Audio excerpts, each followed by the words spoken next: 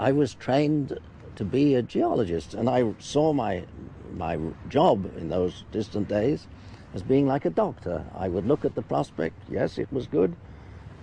I could feel the pulse and say, yes, it was okay, or this one, no, it doesn't work. We were asked in those old days to express judgment.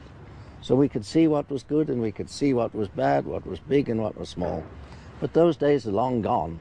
So now we're sort of salesmen trying to sell ideas, to drill here for whatever reason, drill there, and most fail. I mean, this is not any miracle. Any simple observation shows that it fails.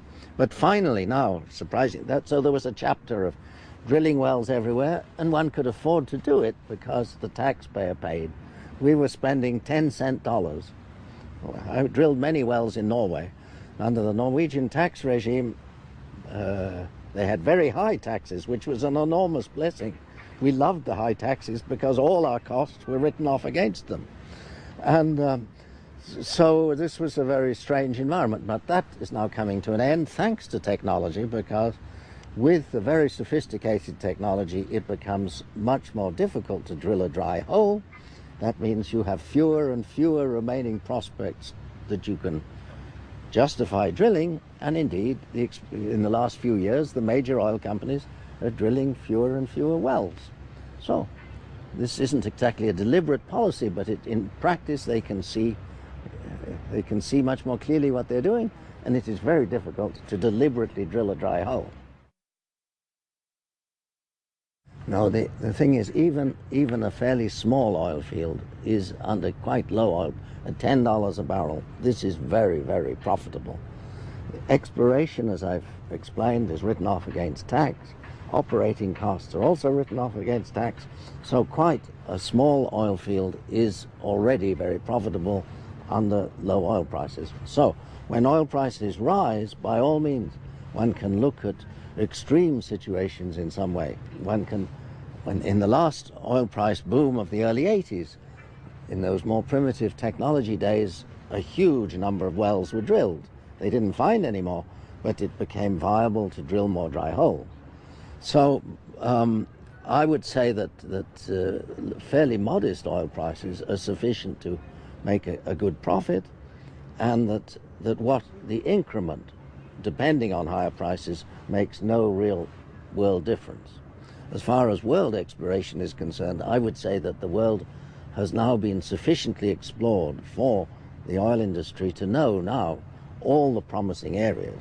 All the big promising areas have been identified. The Caspian was the last great white hope. This was not explored offshore because the Soviets had no particular need to do so. Then they opened it up to the Western companies, and there were very exaggerated ideas about what the Caspian might hold. And indeed, 2 or 3 quite large, nice fields have been found. But now, with hindsight, one can say it's not going to change the world. Contrary to what people sometimes think, the Soviets were very efficient explorers because they were spared all of the commercial obstacles to actually doing it. The Soviets had drilled wells to get information. It didn't have to pretend that every wildcat was going to be a success. In fact, it was the Soviets who made the breakthrough, geochemical breakthrough, as to identifying where the stuff was formed in the first place. So I think that the Soviets found all the prospective basins, except perhaps in the offshore Siberia, which was out of range and still is. But all accessible places have been found, and most of the giant fields within them. You ask about China. China is not a very oily area for geological reasons. And in the 80s, they opened the continental shelf to get the Western companies to come in, because the Chinese then didn't have the technology, and it has been a failure. I mean, 1 or 2 small finds have been made, and it's now more or less written off. So I think the world has now been so thoroughly explored that all the biggest places have been found. Remember that the North Sea is the largest new province found since the Second World War, and it contains about 60 billion barrels. This is enough to supply the world for 3 years. Even that was not all that much. So to imagine that there's anywhere mist as big as the North Sea is just implausible. Yes, there is time in principle. There is time for people to react to this situation, not only in their own lives, and I think that is how it will have to happen, that individual people will begin to understand. There will be a shift in the way people think, and that gradually will affect their governments and how the politicians react. I think there's little hope of the politicians taking the lead in this, because it's difficult in government for people to... It's much easier for a politician to react to a crisis when it's happened than to take steps to prepare for one. That's difficult in politics. So the steps to go forward is for people to understand this subject better. It's not very difficult to understand. I recently gave a talk to a group of Irish country ladies, they were called, country women of West Cork. These were farmers' wives who had been brought up in a very rural situation. And surprisingly, I was asked to give this talk, and I never met an audience who understood the question so readily and easily, and was no surprise.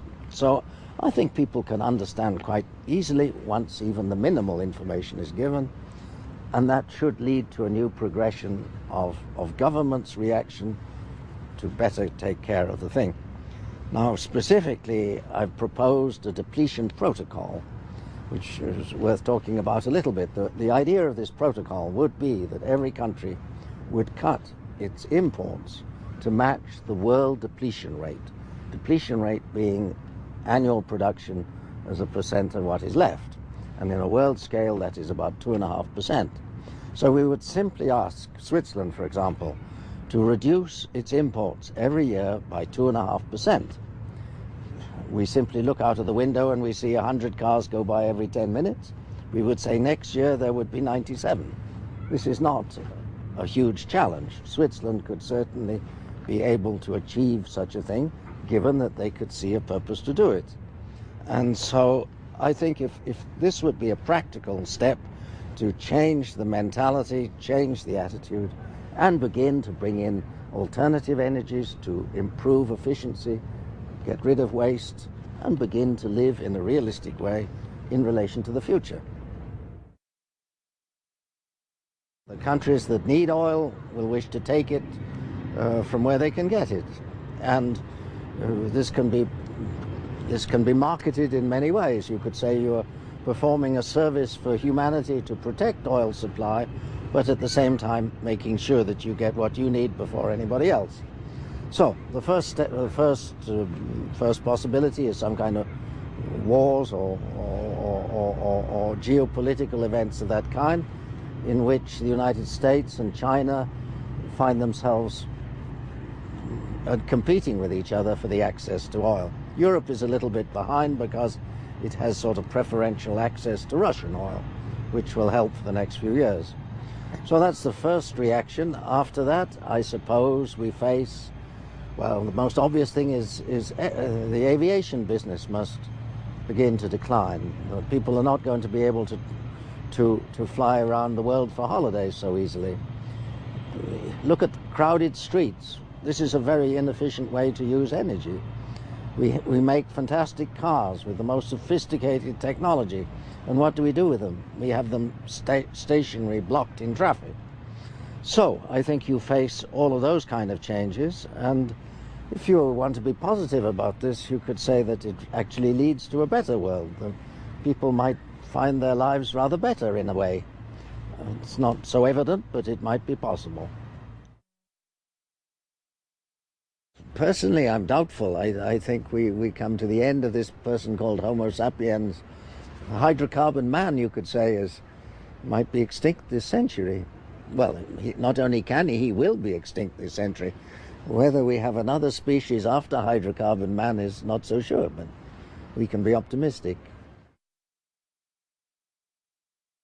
I sometimes think in terms of my grandchildren, for example. Will they be thinking well of their grandfather if he got rid of all the oil and left them nothing, you know? There's some French philosopher or poet who says we don't inherit from our parents, we steal from our children. So there's a certain truth in that statement, I suppose.